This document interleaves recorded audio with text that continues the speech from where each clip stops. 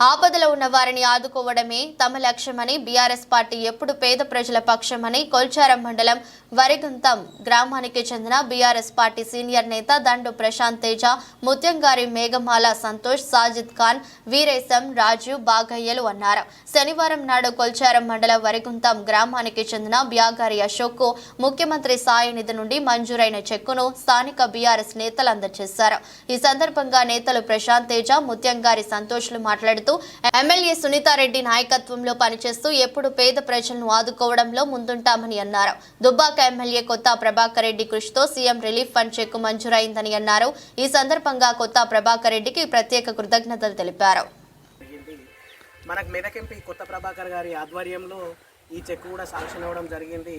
ప్రభుత్వం మారిన తర్వాత చెక్నైతే రిలీజ్ చేయడం అయితే జరిగింది. దాని తర్వాత చాలాసార్లు చాలా కారణాలు చెప్పి చెక్నైతే ఈరోజు రేపు అని చెప్పి కాంగ్రెస్ పాలనలో అలా ఉంది అని చెప్పి అయితే చెప్తున్నాము. ఇంకోటి 2 లక్షల రుణమాఫీ కూడా అతి తొందరలోనే చేయాలి. ప్రతి ఒక్కరికి ఈ రేషన్ కార్డు ఇవన్నీ పెట్టాయి.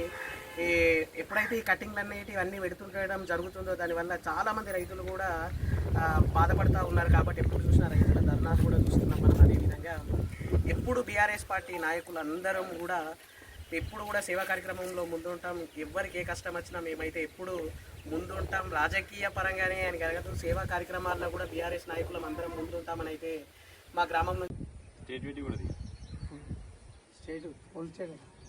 వీడియో తీస్తున్నాను.